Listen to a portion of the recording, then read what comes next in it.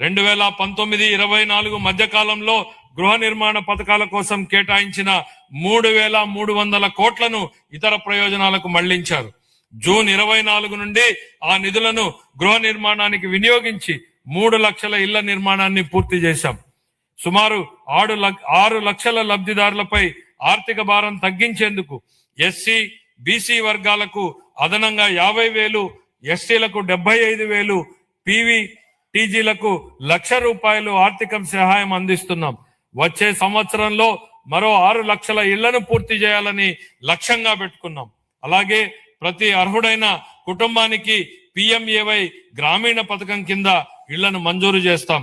26-27 ఆర్థిక సంవత్సరానికి గృహ నిర్మాణ శాఖకు 6,357 కోట్ల రూపాయల కేటాయింపును ప్రతిపాదిస్తున్నాను.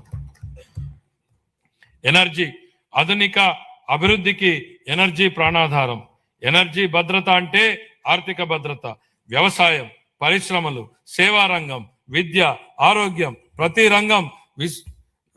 రంగం విశ్వసనీయమైన అందుబాటు ధరల్లో ఉన్న విద్యుత్పై ఆధారపడి ఉంటుంది. గత పాలనలో PPAలను అస్తవ్యస్తంగా రద్దు చేయడం వల్ల అధిక ధరల విద్యుత్ కొనుగోలు చేయాల్సి వచ్చింది. ట్రూ అప్ ఛార్జీల రూపంలో ప్రజలపై భారంగా మారింది. మా ప్రభుత్వం సరైన విద్యుత్ కొనుగోలు విధానాలు, స్వీయ ఉత్పత్తి పెంపు ద్వారా ఈ రంగాన్ని స్థిరీకరించింది. ఫలితంగా టారిఫ్ సవరణలు చేసి లబ్ధిని వినియోగదారులకు అందించగలిగాం. ప్రస్తుత సంవత్సరంలో వ్యవసాయ విద్యుత్ సబ్సిడీగా 11,000 కోట్లకు పైగా విడుదల చేసి 22.5 లక్షల మంది రైతులకు లబ్ధి చేకూర్చాం. అలాగే ఆక్వా టారిఫ్ సబ్సిడీగా 890 కోట్ల రూపాయలను విడుదల చేసి 48,500 మంది ఆక్వా వినియోగదారులకు మద్దతు ఇచ్చాం. BPL వృత్తిదారులకు సబ్సిడీ టారిఫ్లు కొనసాగిస్తున్నాం. సమగ్ర స్వచ్ఛ ఇంధన విధానం కింద 24 నుండి 2.88 లక్షల కోట్ల విలువైన 55 ప్రాజెక్టులను మంజూరు చేశాం. ఇందులో 15.5 గిగావాట్ల సౌరశక్తి, 4.86 వాయుశక్తి, 17.7 గిగావాట్ల పంపుడు స్టోరేజ్ ప్రాజెక్టులను, 1 MMATPA గ్రీన్ హైడ్రోజన్ వంటి ప్రాజెక్టులు ఉన్నాయి. 26-27 ఆర్థిక సంవత్సరానికి గాను ఆర్థిక ఎనర్జీ శాఖకు 13,934 కోట్ల రూపాయలను కేటాయించాలని ప్రతిపాదిస్తున్నాను. రవాణా, రహదారులు మరియు భవనాలు. గత పాలనలో రహదారుల దుస్థితి కారణంగా ప్రజలు తీవ్ర ఇబ్బందులు పడ్డారు. గుంతలతో నిండిన రహదారులు ప్రమాదాలకు దారితీశాయి. మా ప్రభుత్వం అన్ని వర్గాల రహదారుల మెరుగుదలకు విస్తృతంగా చర్యలు చేపట్టింది. ఈ సంవత్సరం 2,499 కోట్లతో 6,030 కిలోమీటర్ల రహదారులను అభివృద్ధికి మంజూరు చేయడం జరిగింది. పూర్వోదయ పథకం కింద ఈ బస్సులను పొందేందుకు ప్రయత్నిస్తున్నాం. అదనంగా PM ఈ బస్ సేవా పథకం కింద 11 ప్రధాన నగరాల్లో 750 ఎలక్ట్రిక్ బస్సులను ప్రవేశపెడతాము. మహిళా సాధికారత, భద్రత లక్ష్యంగా ఆగస్టు 15, 2025 నుండి స్త్రీ శక్తి పథకాన్ని ప్రారంభించాం. జనవరి 26 నాటికి దాదాపు 40 కోట్ల మహిళా ప్రయాణికులు ఈ పథకం ద్వారా లబ్ధి పొందారు. 26-27లో MDRలు మరియు రాష్ట్ర రహదారులపై లక్షిత పునరుద్ధరణల ద్వారా గుంతల రహిత రహదారులను నిర్మిస్తాం. ట్రాఫిక్ నియంత్రణ, భద్రతా ఆడిట్లు, CC కెమెరాలు, రాస్తే సాంకేతిక జోక్యాల ద్వారా రోడ్డు భద్రతను బలోపేతం చేస్తాం. రవాణా, రహదారులు మరియు భవనాల శాఖకు 9,856 కోట్ల రూపాయలను కేటాయించాలని ప్రతిపాదిస్తున్నాను. గనులు మరియు భూగర్భ శాఖ. గత పాలనలో గనుల రంగం వ్యక్తిగత లాభాల కోసం వినియోగించబడింది.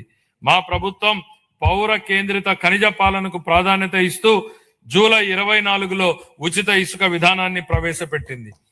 కేవలం ఆపరేషన్ ఖర్చులను మాత్రమే వసూలు చేస్తూ ఇసుకను అందుబాటులో ఉంచింది.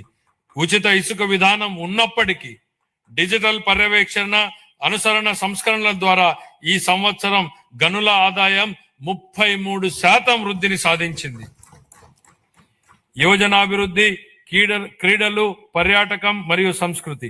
ఏపీ పర్యాటక విధానం 24-29 ద్వారా పరిశ్రమ హోదా, మూలధన సబ్సిడీలు, SGST రీయింబర్స్మెంట్లు, స్టాంప్ డ్యూటీ మినహాయింపులు, పారదర్శక భూ కేటాయింపులతో ప్రగతిశీల విధానాన్ని అమలు చేస్తున్నాం. ఏపీ భూ పర్యాటక భూ కేటాయింపు విధానం 2025 ద్వారా గణనీయంగా ప్రైవేటు భాగస్వామ్యానికి క్యారవాన్ టూరిజం మరియు హోమ్ స్టేల రంగాలలో ఆకర్షించడమైనది. 117 MOUల ద్వారా 20,088 కోట్ల పెట్టుబడులను ఆకర్షించి 122,637 ఉద్యోగ అవకాశాలు సృష్టించాం. 6,681 కోట్ల విలువైన ప్రాజెక్టులు అమల్లో ఉన్నాయి. రాష్ట్ర విభజన తర్వాత గరిష్టంగా 428 కోట్ల రూపాయల కేంద్ర పర్యాటక గ్రాంట్ లభించింది. సూర్యలంక, అఖండ గోదావరి, గండికోట, సింహాచలం, బొర్రా గుహలు, అహోబిలం, నాగార్జున సాగర్ వంటి ప్రాంతాల్లో మౌలిక సదుపాయాల అభివృద్ధి జరుగుతోంది. రాష్ట్రం 7 ప్రధాన కేంద్రాలు మరియు 25 పైగా థీమాటిక్ సర్క్యూట్లతో కూడిన బహుముఖ పర్యాటక గ్రిడ్ ను అభివృద్ధి చేసింది. సంవత్సరానికి 60 పైగా ఉత్సవాల నిర్వహణ ద్వారా సాంస్కృతిక పర్యాటకాన్ని ఉత్తేజపరిచి ఆంధ్రప్రదేశ్ ను భారతదేశంలో అభివృద్ధి చెందుతున్న అనుభవాల రాజధానిగా స్థాపిస్తోంది. తిరుపతిని ప్రపంచ స్థాయి పర్యాటక గమ్యస్థానంగా తీర్చిదిద్దేందుకు కేంద్ర ప్రభుత్వంతో సమన్వయంతో చేస్తూ మౌలిక సదుపాయాలను బలోపేతం చేస్తామని మీకు తెలియజేయడానికి సంతోషిస్తున్నాను. ఈ కార్యక్రమంలో భాగంగా ప్రపంచ స్థాయి పర్యాటక వసతులతో పాటు హోటళ్లతో పాటు వినోద ప్రదేశాలు ఏర్పాటు చేయడం జరుగుతుంది. గోదావరి పుష్కరాల సందర్భంగా యాత్రికులకు భద్రతతో కూడిన ఆధ్యాత్మిక అనుభవం కల్పించేందుకు సమగ్ర ఏర్పాట్లు చేస్తున్నాం. దీనికి ప్రారంభంగా 60 కోట్లను కేటాయించాలని ప్రతిపాదిస్తున్నాం. 26-27 ఆర్థిక సంవత్సరానికి గాను యోజనాభివృద్ధి, పర్యాటకం మరియు సంస్కృతి శాఖకు 439 కోట్ల రూపాయల కేటాయింపును ప్రతిపాదిస్తున్నాను.